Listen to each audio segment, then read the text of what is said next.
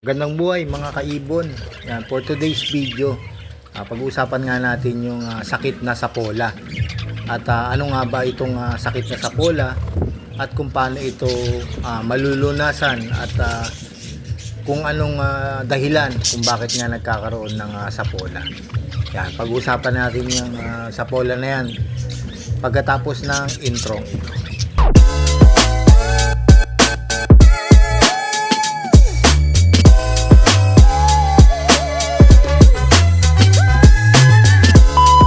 Kambak mga kaibon, yun nga ang pag-uusapan nga natin yung sapola. Ano nga ba ang sapola at kung bakit nga nagkakaroon yung mga ibon natin ng sakit na sapola. Bago nga natin pag-usapan tong topic natin, yan, kung bago nga po kayo dito sa aking YouTube channel at mga bagong mag-iibon, yan, please like, share and subscribe ng aking YouTube channel para updated po kayo sa aking mga video na i-upload. Don't forget, click the notification bell para mai-update ko nga po kayo sa mga bagong video na aking i-upload.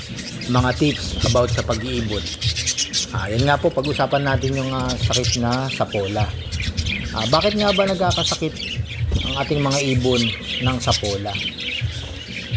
Yan, kung mapapansin nyo, yung ibon natin na parang matamlay, tapos yung may bukol sa puwetan, yan, kalimitan na nagkakaroon ng sapola ang mga hen. Ano nga ba ang sapola? Ayan mga kaibon, ang sapola ay yung taba ng ating mga ibon na naipon sa kanilang puwetan. Yan. Ano nga ba yung reason kung bakit nga nagkakaroon ng taba sa ating mga ibon sa bandang puwetan? Bali yan ay sa mga hen lang yan na makikita natin. At kung ma-observe nyo sa inyong mga ibon, pag napansin nyo na may bukol na parang nakausling laman, iyan ninyo baka nga sapola na yan. Kung ano nga ang reason kung bakit nga nagkakaroon yan.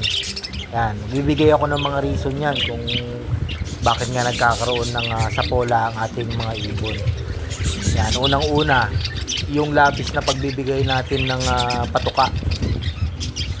Diba, nagbibigay tayo ng maramihang patuka na kung sila'y isang pares lang, tapos bibigyan nyo ng marami, isang bowl. Tapos ang mga ibinibigay pa natin, yung mga talagang nakakataba, yan, katulad ng sunflower, yan yung mabilis makapagpataba ang ating mga ibon. Siyempre, ang ating mga ibon, kain lang ng kain yan. Kung ano yung nilagay nyo, kakainin lang ng kakainin hanggang maubos. Walang control na pagkain. Yun na yung unang-unang cause na pagkakaroon ng sapola ay yung labis nating pagbibigay ng mga pagkain. Yung pangalawa ay yung maliit ang kanilang space ng kulungan, tulad ng single cage.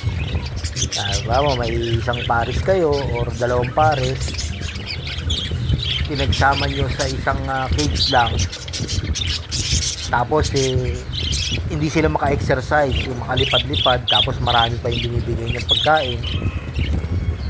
Yun na talaga ang biglang tataba ang ating mga ibon at magkakaroon nga ng sapola. Ito pa, pangatlong reason kung bakit nga nagkakasapola ang ating mga ibon. Tulad nga nasabi ko kanina, hen lang yung nagkakaroon ng sapola.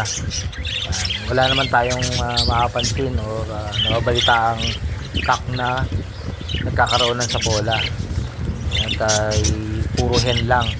Kasi nga, yan, lalo na kung may ano kayo, may breeder kayo, tapos meron na siyang inakay, syempre yung hen ay nasa loob lang yan ng nest box, naglilimlim lang kung may mga itlog pa, at meron siyang napisa.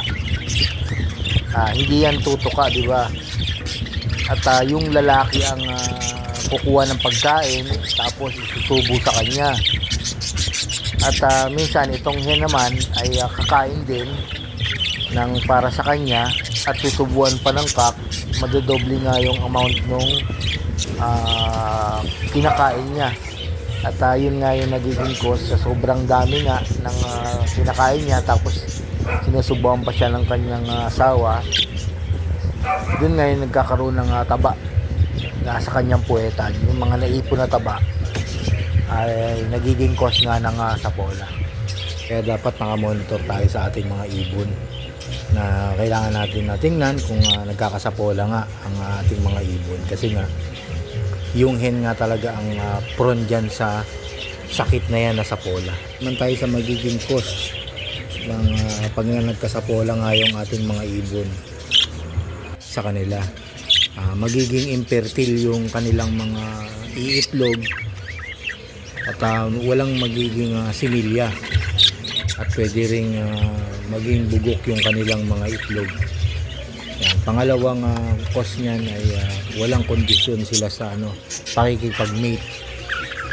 Diba, magpare sila, yung cock ay gustong-gusto na makipagpares, pero yung babae na may sa pakikipag-mate, kasi nga meron siyang nararamdamang sapola. Yung pangatlo naman ay egg binding. Ayan yung hindi makalabas yung itlog sa kanyang puwetan dahil nga naiipit ito ng taba ng kanyang mga kinain. Yung taba sa puwet, siyempre hindi siya makalabas yung kanyang itlog. Yun ang mangyayari na pag hindi niya makalabas, egg binding nga. Tapos yung panghuling cause naman ay pwedeng mamatay yung ating mga ibon, kasi nga dahil dun sa egg binding, hindi nga makalabas yung itlog at naiipit ng taba, pwede siyang malason dahil nga nabulok nga yung itlog na hindi nga mailabas, at pwede siyang mamatay. Paano nga natin ito may iwasan para hindi na magkaroon ng sakit na sapola ang ating mga ibon? Yan, magbibigay ako ng paraan para nga maiwasan yung pagkasapola ng ating mga ibon. Yan, unang-una yung bawasan natin yung pagbibigay ng mga pagkain sa kanila. Siyempre tayo, natutuwa tayo na pakainin natin yung ating mga ibon, di natin alam, napapasobra na pala. Kaya nga may kasabihan na pag sobra at labis-labis ay bawal, ay nakakasama rin sa ating mga ibon. Ang pangalawang paraan naman para nga maiwasan ay yung lakihan natin yung cage na paglalagyan sa kanila. Gawin nating double cage or ilalagay natin sila sa flight cage, yung malaking kulungan na pwede silang makapag-exercise. Kasi nga pagka tayo nga sa tao nga pagka sobra yung kinakain natin, kailangan natin na masunog yung mga taba na kinain natin. Kailangan natin mag-exercise, jogging. Ito naman sa kanila, lilipad-lipad yan, para makakontrol, para nga makontrol yung taba na dapat sunugin talaga sa kanilang mga katawan.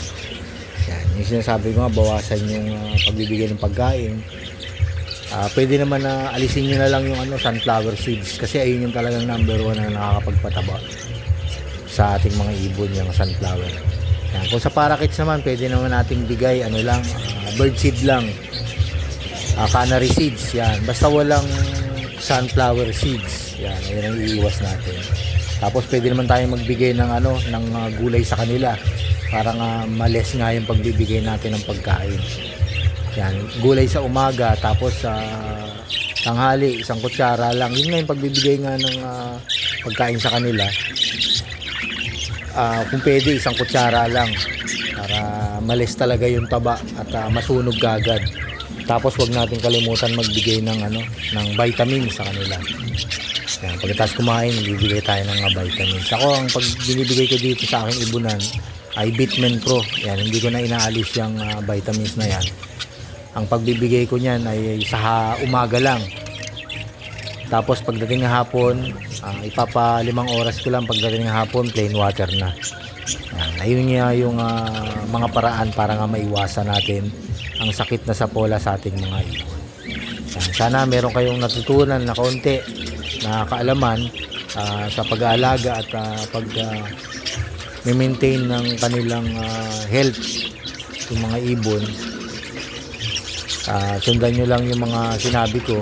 Tapos may mga na-upload naman akong ibang video about sa iba't ibang pagkikare ng ibon. Panoorin nyo na lang po.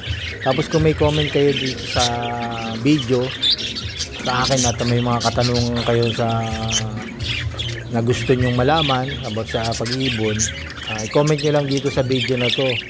At kung mabasa ko, sasagutin ko hanggang kaya ko yung mga tanong nyo. Ayun, pa-like, share, and subscribe na lang po ng aking YouTube channel, ang MBA Loop in Aviary. Ayan, sana po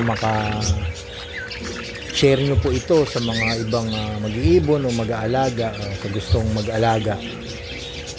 At para palaganap natin yung mga kaalaman sa pag-iibon sa kanila. Hanggang dito na lang mga kaibon, at maraming salamat sa inyong panonood. At don't forget to like and share. Tapos click the notification bell para updated po kayo sa video na aking i-upload. Maraming salamat po sa inyo mga kaibon.